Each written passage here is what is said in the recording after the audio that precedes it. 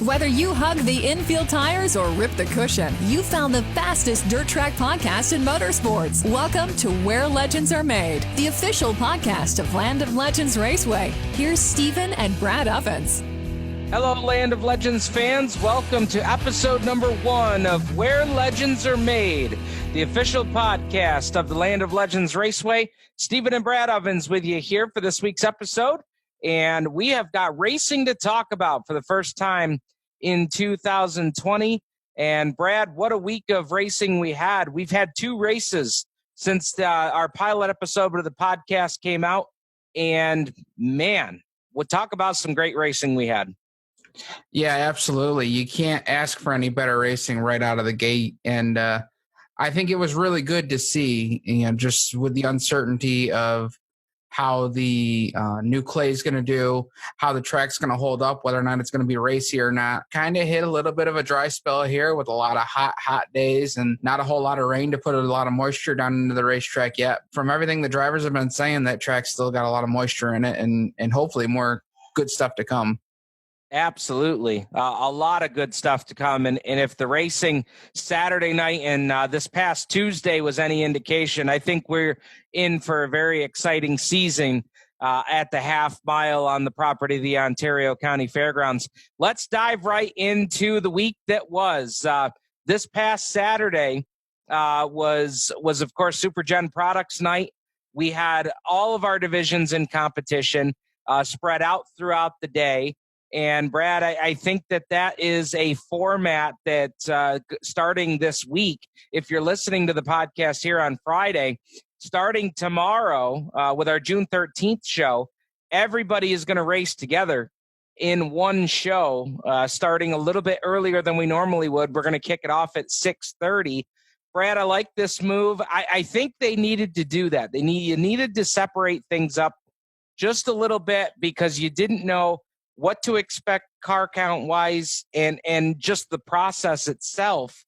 And a lot of drivers that I've talked to said that the process of signing in and paying to get in and all of that was just absolutely seamless. It was a great process, got people moved right in.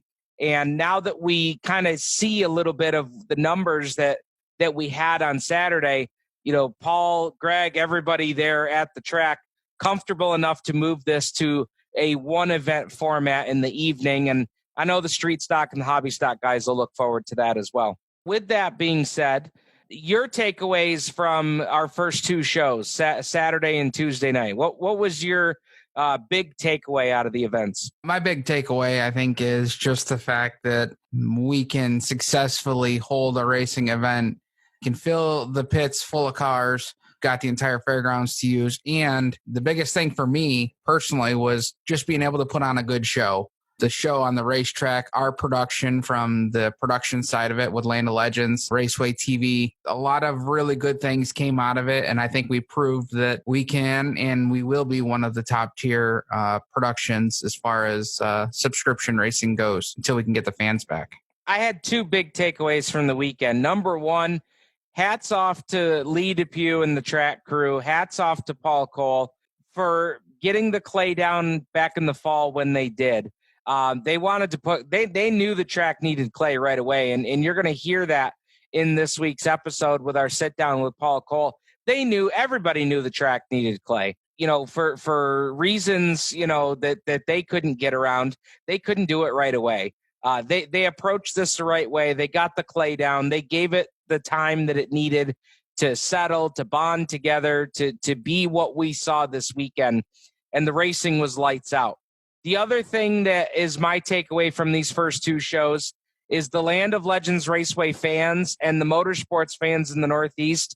I'd put those fans up against anybody. We had our largest live crowd watching the broadcast on Tuesday night.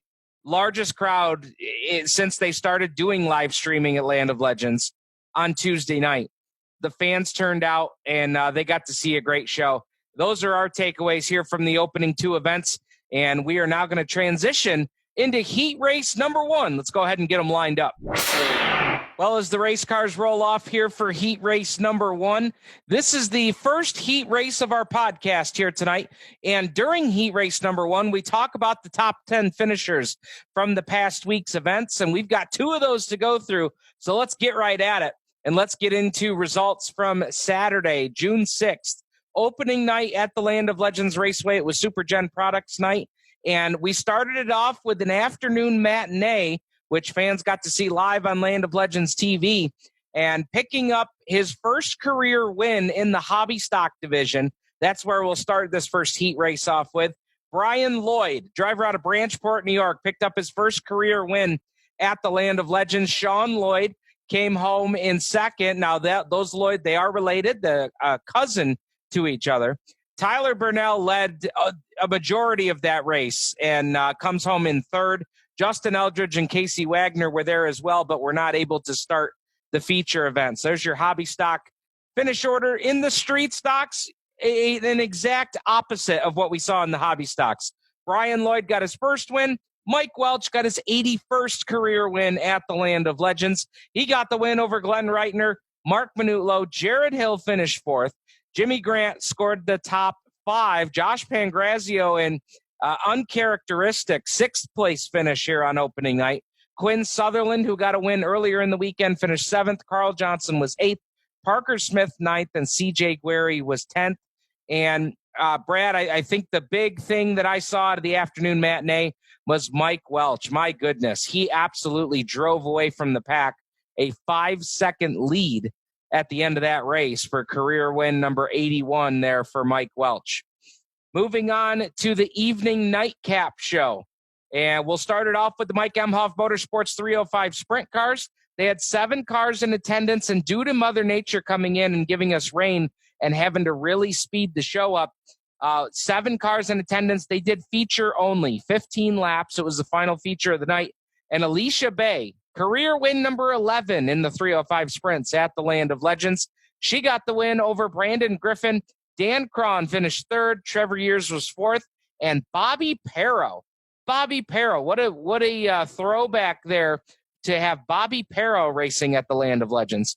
He rounded out the top 5. Ethan Gray and Kyle Pierce, who got upside down and then rolled off and got pushed off, Brad. That I'm not sure I've seen that in a long time. I don't know about you, a car rolling over and then pushing off to finish the feature. That was pretty interesting. Speed Connection Sportsman, their 25-lap feature, and this was a thriller. Matt Guerry gets the win, and we'll talk about this win for Guerry a little bit later in the show. He picked up the $1,000 win. Kevin Ridley was in there for second. Kevin Root, who led late, finished third. Had some contact with the lap car with a lap and a half to go, cut the right front tire down, and ended his run. Kane Bristol was fourth. Scott Kerwin, in a return to the Land of Legends and a sportsman, was fifth. Frank Guerry Jr. had a great night for that 113 after they struggled the night before. Zach Payne was 7th. Brian Fish, a newcomer, was 8th.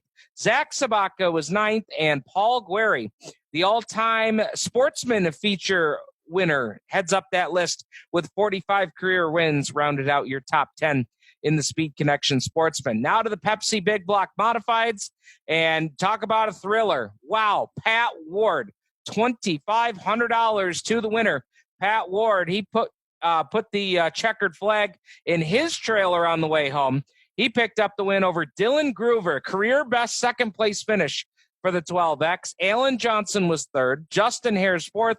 Kyle Coffey, who led early, rounded out the top 5. Eric Rudolph, who came back from a broken right rear shock, finished 6th. Dave Marcichelli, a great effort to finish 7th in Mike Payne's Big Block. Chris Heil, in a rare Land of Legends start, was 8th. Matt Farnham, 9th. And Tyler Trump, in his first feature go in a big block at Canandaigua, rounded out the top 10. Those were your finish orders from opening night on Saturday night. And then as we take a look at the racing action from the Tuesday night spectacular, it was Big Block Modifieds and Sportsman on the card. We'll look at the Sportsman first. He had a heartbreaker on Saturday night. Kevin Root comes back in dominant fashion to win the Speed Connection Sportsman Feature event. 30 laps was the distance there. $1,000 going home with Kevin Root. Matt Guerry, what a way to start off his season. A win and a second. Guerry finished in the second spot. Kevin Ridley, third, once again, after finishing second on Saturday night. He's off to a great start. Garrison Krentz had a great bounce-back effort. They struggled on Saturday. They got fourth on Tuesday. Kyle Inman in a brand-new Troyer rounded out the top 5. 6 through 10 on Tuesday was Kane Bristol, A.J. Lloyd, Brian Fish, Zach Payne, and Addison Bowman. And then in the big block modifieds, he had to go through the field twice on Saturday, only to get a right front flat tire late in the race. But boy, did he pick up a big win on Tuesday. Lightning Larry White out of Phoenix, New York, picked up the $2,500 win. Matt Shepard was second. Stuart Friesen in a rare Land of Legends start was third. Alan Johnson, fourth. Peter Britton, fifth. Billy Decker was sixth. Eric Rudolph, seventh. Tim Fuller, eighth. Justin Wright, ninth. And Jimmy Phelps, the Baldwinsville Bandit, making his first start of the season in 2020, rounded out the top 10. Brad, our modified winners, Pat Ward, Larry White, it's been all Team Gypsum Express to start out the 2020 campaign. They've been on fire here so far. Yeah, they're really putting on a really good showing here at Land of Legends early, really showing some pretty good dominance right out of the gate from that whole entire Gypsum team. And Larry White in general, I don't recall him really being a big Land of Legends, having a lot of success there other than of lately. He's just so fast, so good up on that high side and really wheeling it. I think the current track conditions with the new clay maybe fit right into his ballpark of really muscling that car around and making it go where he wants it to go. No doubt about it. And, Larry White, let's face it, Larry White loves to be the rabbit. He loves to get out there and set a fast pace right off the drop of the green. He wants to get to the front as soon as humanly possible. And there was a few times on Tuesday night where I thought he was going off of turn 3 onto the pit road because he was pushing that outside, not so much a cushion, but just pushing the edge on that outside lane as far as she would go. So those are the results from Saturday and Tuesday night. That's our heat race number 1. It's now taking the checkered flag from the Rooster. When we come back, heat race number 2 will be on the lineup, and it's our highlight of the week. You don't want to miss it. Land of Legends Raceway fans, tune in each and every week of the racing season to Where the Legends Are Made, a podcast dedicated to covering the drama, excitement, and hear from the drivers from your favorite dirt track. Stephen Ovens and Brad Ovens walk you through the week that was Where the Legends Are Made. Subscribe on Apple or Google Podcasts and visit landoflegendspodcast.com. Fans of Land of Legends Raceway and the Where Legends Are Made podcast, we've got a great opportunity for you to feature your business. We have opportunities here to sponsor Where Legends Are Made. We have all different features of the podcast. You can pick to be a sponsor of one of our heat races. Maybe you want your business name attached to the top 10 read-offs for the week. Maybe you want your business to be the one that's heard when we play our highlight of the week.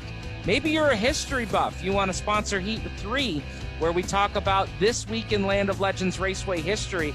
Maybe you want to be the main sponsor. So when we interview our main driver of the week, you want to get your business out in front of that. We've got plenty of opportunities for you to do so, and we can work inside of any budget. And believe me, if you're listening to this and you're saying, I don't think my business has the advertising budget to sponsor a podcast, believe me, we can fit inside of anybody's advertising budget. Get your business a little bit of advertising here on Where Legends Are Made. Contact us right here on the Land of Legends Raceway Facebook page if you're interested, and put your business in front of all of our fans where legends are made. Now it's time for this week's highlight of the week. Take it away, Brad. That's right. It's Brad's favorite portion of the program each and every week. This is the heat race number 2, which is rolling off onto the racetrack right now. And heat race number 2 is our highlight of the week. So Brad Ovens will take us back into the production studio here at the Land of Legends Raceway. Let's go into the vault and see what the highlight of the week is from week number 1. The highlight of the week for week number 1. I don't think anybody could argue with this. Let's take a listen. Still going to be me, Pat Ward, and they make contact. Britton has broken the race car. Peter Britton comes to a stop in turn number 1. There was contact here on the front straightaway, and Peter Britton has got a broken race car. Well, Brad, that highlight of the week certainly had a lot of folks talking in the dirt racing world, and it was interesting. You know, I think you've got two drivers here that are not going to agree on how this incident unfolded. When Pat Ward got into victory lane, he immediately, you know, within the first couple of questions in victory lane, went right to an apology for the contact with Peter that ended Peter Britton's night in the front stretch concrete and eventually the turn 1 implement tire. You know, he apologized right away for that. And then I saw an interview that Doug Elkins, one of our colleagues at the racetrack, did with Peter before Tuesday's show. And Peter was a little hot under the collar about the fact that, you know, he felt like between turns 1 and turn 3, that he was up alongside Pat far enough that he thought Pat should have known that he was there. But this is one of those racing incidents, and Doug Elkins hit it on the head, Brad. This is one of those incidents that people are going to see a lot of different ways, and the drivers are certainly not going to agree on it. I don't, necessarily have an opinion on it, but I do think it was two guys racing for the same piece of real estate. Pat knows that if Peter gets by him, the race is likely over for Pat to get the win. Britton knows that if he doesn't put the car there in that spot, that may be his only shot to win the race. I can't blame either of these guys for racing hard. At the end of the day, guys like you and me on the production team, we love that kind of racing because it's entertaining for our fans that are watching at home. And that's kind of my takeaway. Yeah, I definitely think I can understand Britton's viewpoint on the fact of just the sense. I think I heard Peter say, even on a Facebook post a day or two later, that Pat's just not one of those guys that you expect to come up and try and chop you off or to race you that kind of way. But I'm almost wondering, we saw Pat running the bottom for a majority of the race. I would even be willing to bet that maybe in his mind, he didn't expect Britton to actually be there with as big of a run as they were getting on the high side with all of that moisture, even with the daytime race beforehand and the track being as hard and slick as it was towards the bottom.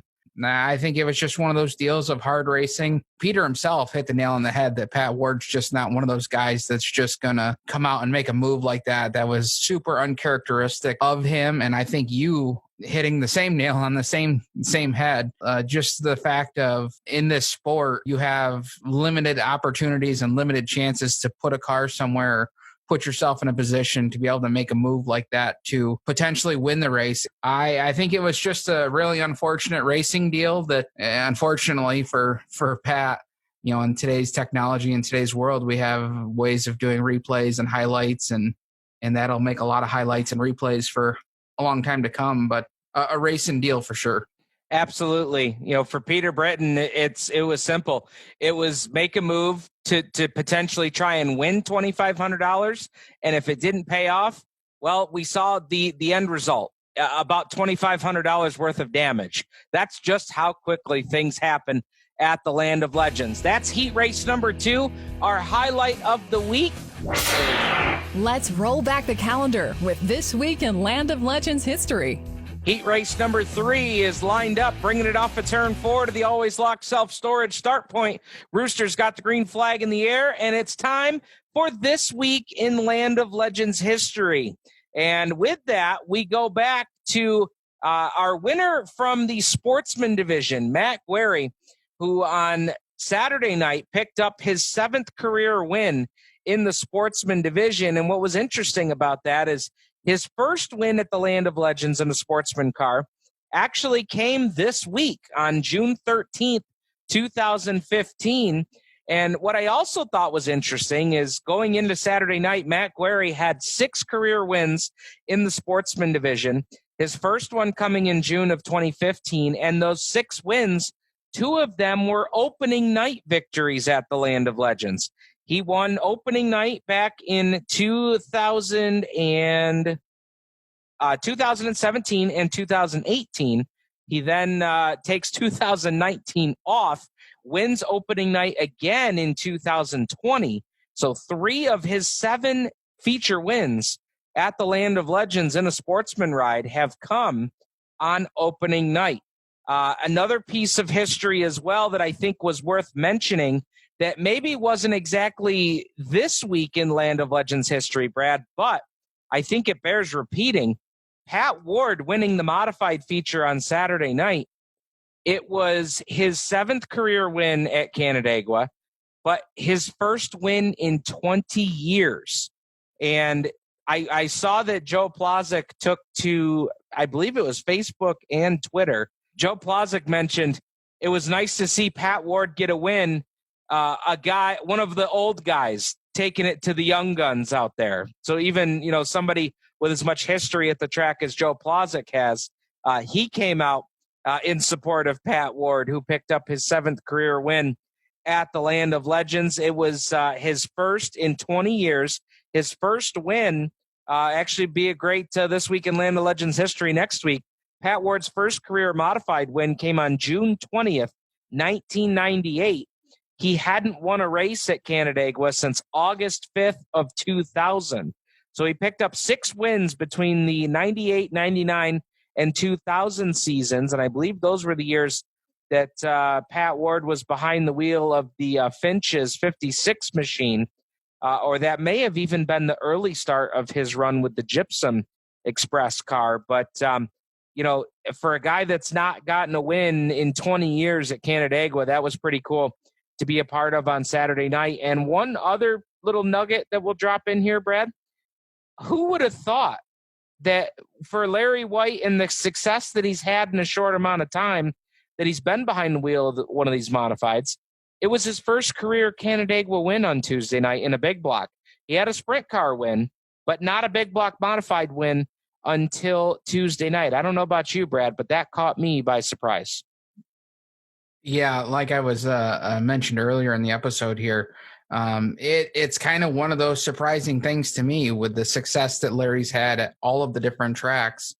Land of Legends is just one of those tracks to me that I've never really, not that I haven't seen performance, but he just hasn't shown the dominance like he's had as of late. It's impressive. And to come out and get your first career win at Land of Legends, couldn't have done it at a better time. No, not at all. Big $2,500 win there for Larry White to wrap up our program on Tuesday night, the Tuesday Night Spectacular. So that is heat race number 3 this week. This week in Land of Legends history, taking a look back at history in the past and history made this weekend by Matt Guerry, Pat Ward, and Larry White.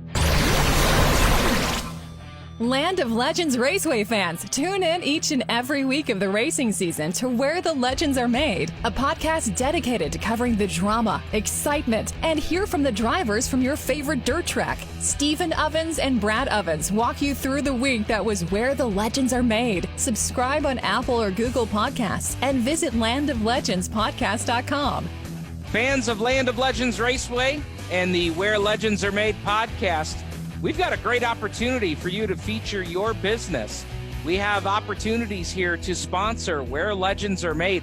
We have all different features of the podcast. You can pick to be a sponsor of one of our heat races. Maybe you want your business name attached to the top 10 read-offs for the week. Maybe you want your business to be the one that's heard when we play our highlight of the week. Maybe you're a history buff. You want to sponsor Heat 3, where we talk about this week in Land of Legends Raceway history. Maybe you want to be the main sponsor. So when we interview our main driver of the week, you want to get your business out in front of that. We've got plenty of opportunities for you to do so, and we can work inside of any budget. And believe me, if you're listening to this and you're saying, oh, I don't think my business has the advertising budget to sponsor a podcast, believe me, we can fit inside of anybody's advertising budget. Get your business a little bit of advertising here on Where Legends Are Made. Contact us right here on the Land of Legends Raceway Facebook page if you're interested, and put your business in front of all of our fans where legends are made.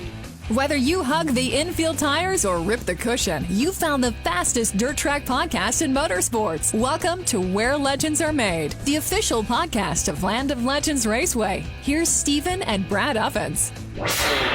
By the grace of God and 800 horsepower, it's time for the A-Main interview of the week. Yes, indeed. It is time for the A-Main interview here on Where Legends Are Made. And for the first A-Main interview, for the first official episode of the podcast, we didn't think there was anybody else that would have been appropriate to start this podcast with than to get a word with the man in charge, the promoter of the Land of Legends Raceway, Paul Cole, joining us here. For this week's A-Main interview, we'll take the green flag here. Paul, welcome aboard. No, thanks for having me, Stephen. I guess it's I wouldn't call it kissing up, but I do appreciate the opportunity to be the first guest. We're excited about getting this season kicked off. It's been a long spring and cooking into summer before racing got started this week. I'm just happy that we're watching cars going around at the Land of Legends again. I was on a Zoom meeting for work this week, talking some general topics with coworkers, and somebody that I was on the call with pointed out that, man, you guys have got 2 races in the season now. That's got to be real good medicine for a lot of people, whether it was the people that got to be at the track or the people that could still tune in from home. And I thought that was an interesting point that somebody kind of outside of the racing circles made from afar. And I couldn't agree with him more. I think just getting to the track just for practice before we raced, just getting to the track for practice was good medicine. And then we got 2 big doses of it with 2 awesome races. And Paul, I don't think the action couldn't have been any better. No, absolutely fantastic racing. It was actually sickening to sit in the stands by myself, watching a whole lot of people missing probably the best show. I guess if I was paying for it, it was well worth it. But at the same time, it was, you want to turn and high five the neighbor and say, "Did you just see that?" And that didn't happen just once in a race. We saw it at 5, 6, 7 times in each of the races we've had so far. The good thing is we got it on tape and on pay-per-view. But the bad part is the mental therapy that not only did the racers and we needed as a team. We need that mental therapy to be able to transfer over to the fans and get them back into normal routines and enjoying their favorite sport of auto racing. Talking about the good racing that we saw on the racetrack, I think we saw right away that the time invested, the capital investment to bring all of the new clay onto the racetrack seemed to pay off right from night number 1. We knew when I took over the track that we needed clay right then. A sculptor can't do much with a golf ball size of clay. They need a beach ball size in order to make a good statue. And we didn't have much clay to start with. Circumstances prevented us from getting any clay on there till this last fall, between the weather and some legal issues when we first took over the facility, and making sure that it adheres safely. It took till this last fall, and Lee DePew and the guys, rather than go to Super Dirt Week, took that great weather that week and put the clay down. 230 loads of brand new fresh clay with nary a rock in it has turned into a magnificent facility for him to work with for this year. And right out of the box, the first night, it was probably some of the best racing and the best clay. We had guys that have been racing here for dozens of years come up and tell us what it's the best they've seen the track in quite a long time. We had a couple of practice sessions before the first race, but what were the nerves like before that first race day to see what the surface was going to do under race conditions? Or did you guys feel like the practice sessions gave you some confidence going into that first race already? Well, definitely before the first night of practice, there was a lot of bundles of nerves, just like anything else. Any new venture makes you excited. Even the first night of racing, for guys that have raced for 30 years, they still get butterflies. So that was unexpected. But after the first night of racing or first night of practice, we knew the track was in good shape, and the more cars we get done on it, the better it gets. And I think it hasn't even hit its prime status yet. A few more races, and this place is going to be absolutely mint. And Lee keeps doing a great job of following through that. Even on Tuesday when we had 90 degrees, the dust was up there, but not as bad as it could have been for as dry as it was. We had a really good show, and those drivers, some of the best in the Northeast Super Dart Series rated big block guys, put on a hell of a show.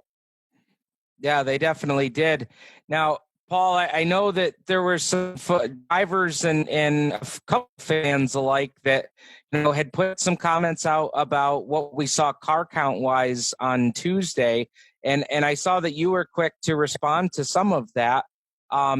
Take me through that a little bit, because 26 and 18, I think some people may have seen those numbers and been disappointed in the turnout Tuesday, but I think what we had to keep in mind too Tuesday was 26 big blocks, but we had some of the most potent big blocks in the Northeast there. And I think the same could be said on the sportsman side, but there were so many factors that go into that. But I thought that your response and your take was interesting. And if folks didn't see that on social media this week, I wanted to kind of go over that with you here for anybody that might be listening to the podcast. Well, I'll tell you, this is exactly what it is. I mean, there's more to racing than just showing up and putting your car on the track. Every person out there has a life, and they just went through one of the most traumatic and memorable times of their life where they didn't work for several weeks. Sometimes people didn't leave their house for a couple months. And to just get back to normal is not just walking out the door. You got to feel good about what you're doing.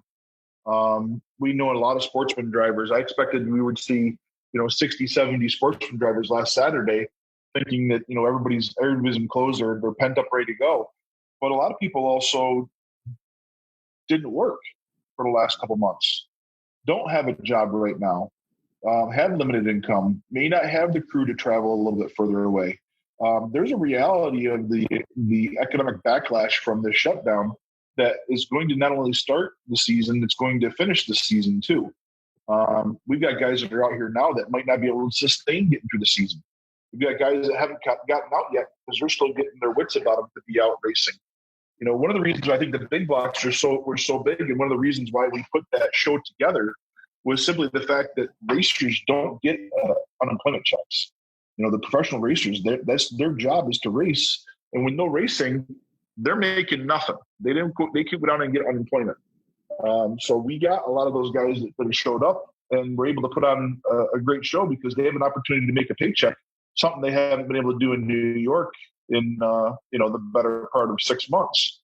So that's the double edge of it. We're working to give them opportunities to make a paycheck, so that they're here around in the fall. Because if they have to change jobs or do something different or move out of state or go race other types of cars, they're not going to be able to come back here in the fall. And you have to invest in the sport in order to get a return. And over the last 2 years, we've invested a lot in the track to get a return. You have to invest just as much in your labor capital, and that's the drivers and the teams.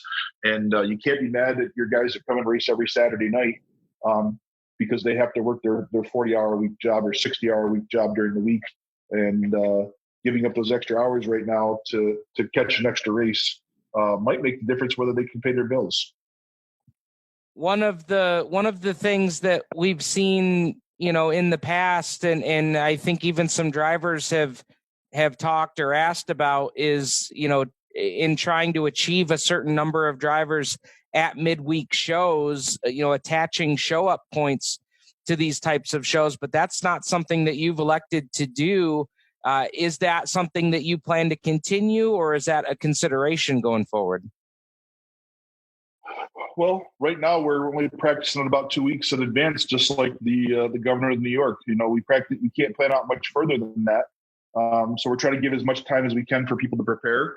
But I don't think it's fair for me to attach show up points to a weekly show or midweek show when we primarily are a Saturday night show. We had to see the schedule out for the whole season. People could prepare.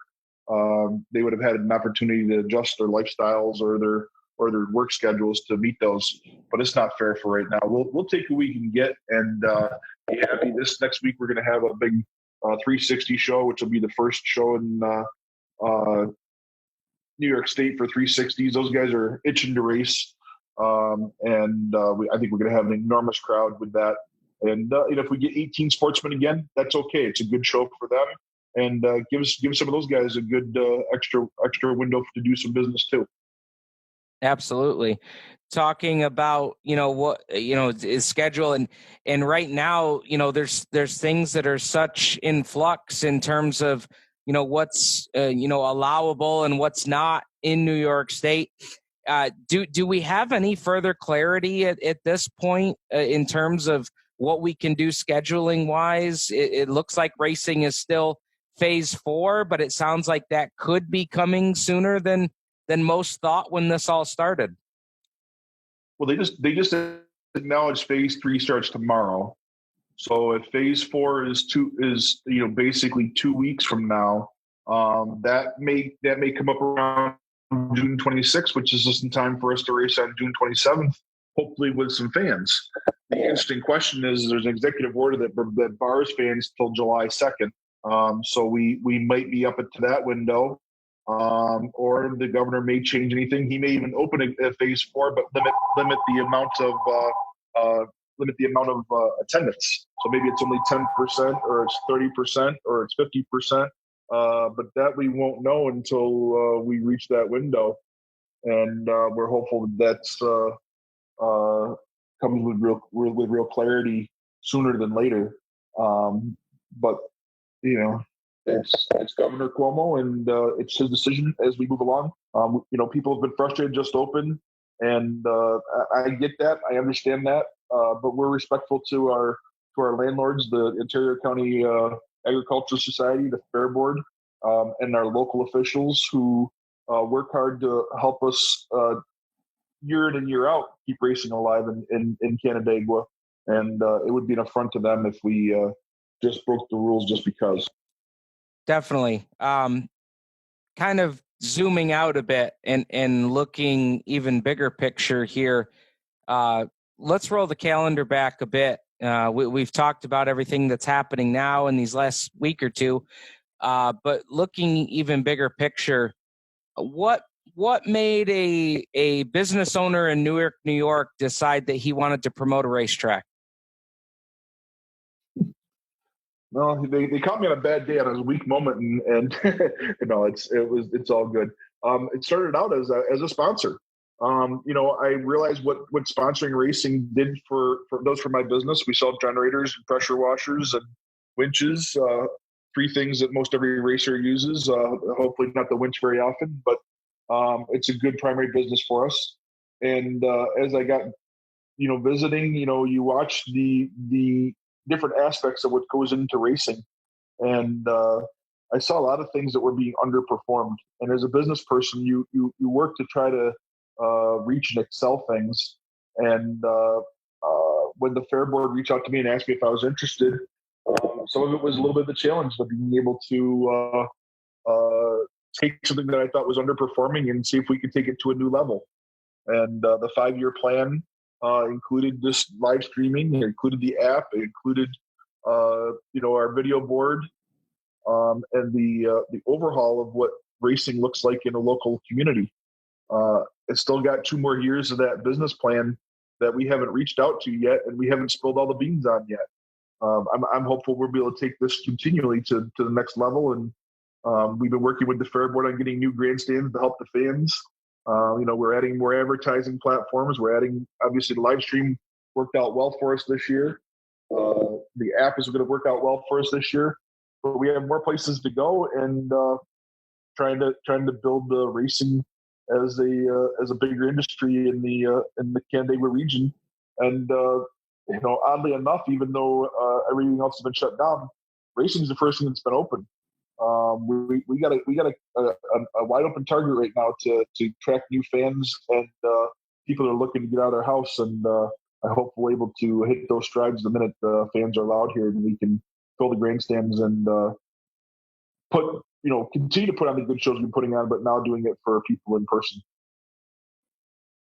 As you peruse social media, especially after the track got reopened here for 2020, and we got to participate in the first actual race event of the season, albeit without fans. You peruse social media and you see Paul Cole's name tagged over and over again. Paul Cole has saved racing in Canandaigua. He's brought racing back before other places have opened or opened without fans and whatnot. How do you react when you see stuff like that? Just seeing so many fans, and not just fans, but race teams themselves too, that are not bashful to sing your praises on social media about what you've done with the Land of Legends. How do you react to that when you see that? I'm not a big fan of it. I'm the first person that I'd like everybody to call me bad names because it keeps my expectations of how I have to perform a little bit lower. But it's comforting to know that what we're doing is responsive and meeting the needs of what people are looking for. That's what a promoter's job is to do. The promoter's job is to find people happiness. We're trying to find people, a fun night out. We're trying to find people a good place to race. We're trying to find advertisers a good place to put their products in front of customers. And when we're successful, it's nice to see the rewards when you look in the till at the end of the night. It's just as rewarding to watch the smiles on people's faces. I've seen a lot of people come in and out of this industry that, it can be very stressful, whether you're a driver or you're a crew member, if you're an advertiser. A lot of people, face a lot of stress with this, and, they get the highs and the lows. I like to see more highs and less lows. And that's one of the things I've noticed between the staff, the great team that we put together. They leave going home with a smile on their face. They leave with a smile on their face. They were entertained for an evening, or they have a full belly of good track food. The racers are going home. Of course, the winner is usually the only one that goes home with the biggest smile. But sometimes just having a better night or having at least somebody understanding their frustrations has helped to improve racing as a whole in the community. And that's what we're going to keep trying to work at. It's not about that one night. It's about setting a tone of the future. And, when people start talking and adding my name to those monikers, I'm just lucky enough and fortunate enough to be the current promoter.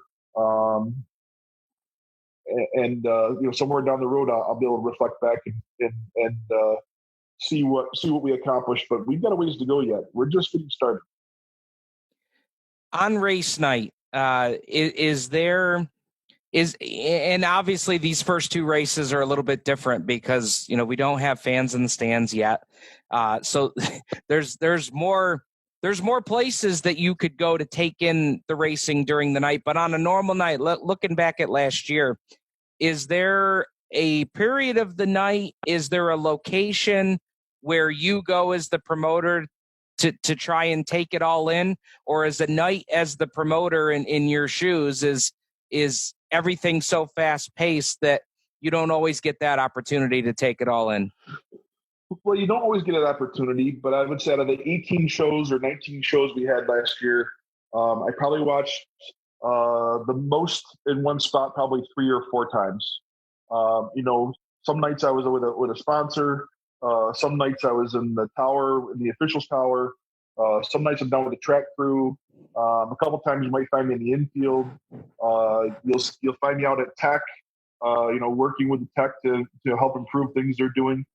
I don't feel comfortable being in one spot because in one spot you only get one view, and the only way to improve and continue to evolve is to move around and make sure you're experiencing all the aspects.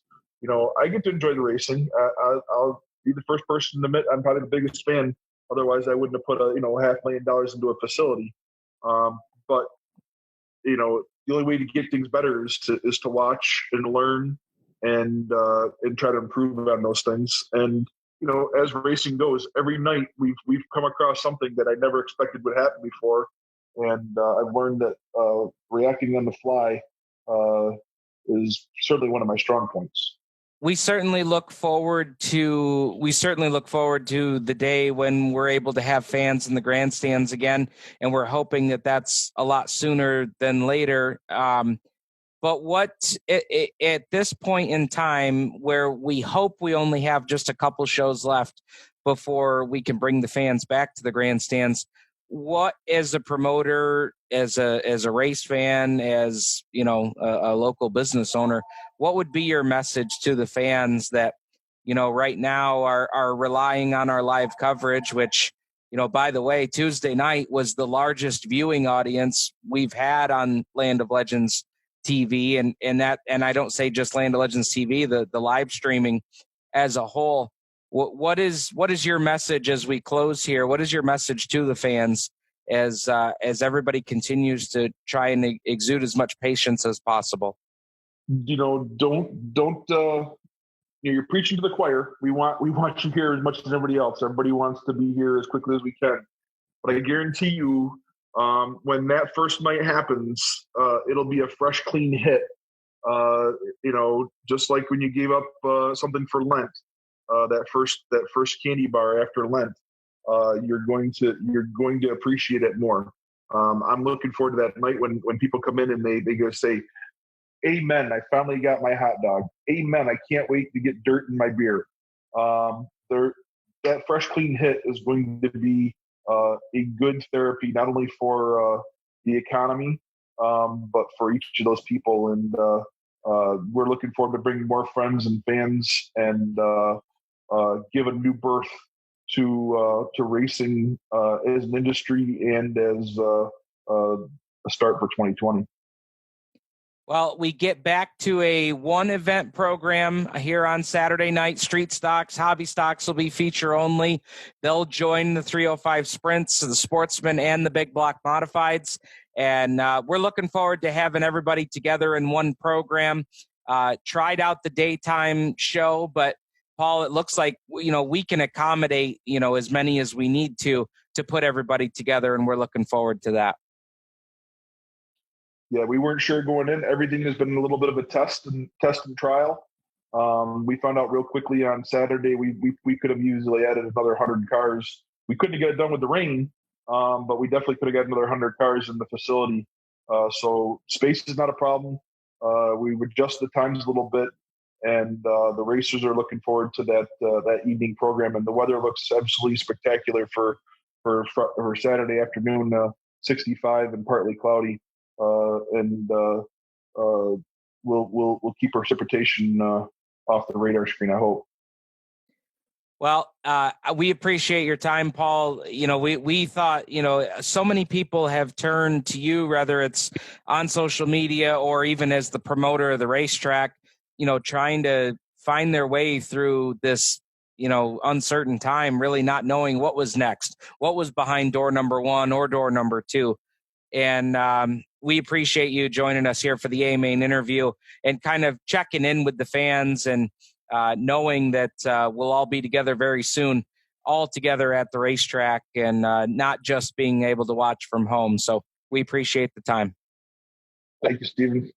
All right, there's Paul Cole, promoter of the Land of Legends Raceway, with this week's A-Main interview. Be sure to tune in next week for our next A-Main interview. We'll have at least one. Some weeks, if we get a little froggy, we may get 2 A-Main interviews of the week. But be sure to tune in. The A-Main interview, checking in with a face at the racetrack from the Land of Legends Raceway here on Where Legends Are Made. Land of Legends fans, want to win some swag? Listen up for this week's Dash for Cash. Well, we've got them lined up 2 by 2. It's our final segment of this week's podcast. It's the Dash for Cash, where we preview the upcoming week at the Land of Legends Raceway, and we also do any kind of giveaways that we may have. And Brad, we've got a special Dash for Cash this week. Before we get to our preview, we've got a giveaway coming up, and it's coming up this coming Wednesday for our 360 Sprint show. Kelly Hebing has a front wing off from her number 10 car, autographed front wing. It is a little crumpled up, but we're going to be doing a giveaway contest with Kelly Hebing on Wednesday for our 360 Sprint show. So stay tuned to the Land of Legends Raceway Twitter account as well as Facebook account. We will have a way for you to either share something or retweet something on Twitter or on Facebook. Be sure to keep an eye out for that. That's going to be our dash for cash for this week's podcast episode. Stay tuned to Wednesday night for your chance to win a front wing off of Kelly Hebing's 360 Sprint car. It'd go great in the man cave, would go great in the race shop. Hey, if you've got a little, maybe it would even go great hanging on the wall in the bedroom for your little race fans. So be sure to stay tuned for that. Brad, talking about what's coming up this week, week number 2, our second Saturday night show, our third race event of 2020. And I'm personally looking forward to it. We're going to have all of our divisions on one card in the evening. And I know the street stock guys that saw this come out are very excited about it. I'm excited about it. How about you? One card on Saturday night. Yeah, you literally took the words right out of my mouth. Was just exciting to see everybody on the same racing ground. I think it's going to help the racetrack. We're going to eliminate some of the daytime racing, and it's kind of even nice with the abbreviated schedule and the car counts that we're having. We can actually even push it back a little. Push the show back. I will spit this out sometime tonight. And then we can push it back half an hour and try and get a little more into the evening racing to try and preserve some of that racetrack. Because I still, even to this point, I don't think we've really seen what this racetrack really is capable of producing as far as track conditions and some really good high bite tacky racing. Brad, I don't know if Lee DePew listens to the podcast or not yet, but I've got good news for him come Saturday as well. How about this? And Brad, you've done track prep in your past as well. How about this for you? 60 degrees on Saturday as a high. We're going to see a fast racetrack come Saturday night. Yeah, I think it's really going to help. I think the biggest thing is just that sun. Even on a cooler day like that, you get the sun beating down on it, and the sun will either be your best friend or your worst enemy. But a combination of things, I think they've really, even the racing that we had, we haven't had the track ripples. We haven't had to deal with any real holes. The few little issues that we did notice in practice races, they've now groomed and fixed. And I'll tell you what, I don't know how Lee DePew and his crew does some of the work that they do and how they manage to accomplish it the way they do it. But my hat's off to Lee and all those guys, because like you said, I've done it before. I know how frustrating and how much work it goes into just watering a track for a week to get prepped, on top of having to do all the actual work to manicure the track. There's a lot of work that goes into it, and my hat's off to those guys. So for this week's race, Saturday, June 13th, pit gates open at 3:30 in the afternoon. 305 Sprint heat in the motor will take place at 5:40 p.m. Hot laps will get underway at 5:45, and it's timed hot laps for the big block modifieds and the sportsmen. 6:30 p.m. we'll get into the national anthem, and then at 6:35 p.m. the first heat races of the night will roll off. The order of events will be street stocks, sportsmen, 305 sprints, and the big blocks. Then come feature time, the hobby stocks, feature only, 15 laps will kick off our program. Street stocks, 305, sportsmen, big blocks, and then the sportsman B feature, 15 laps in distance, time permitting. Pit passes are $40 on Saturday night, and you can see all the action live on landoflegendstv.com for just $15. You can't beat it for the production that you're going to see on Saturday night. Brad, any other closing thoughts here? Our first official episode in the books. This was a lot of fun. Yeah, absolutely. You know, like you said, there's so much more to come.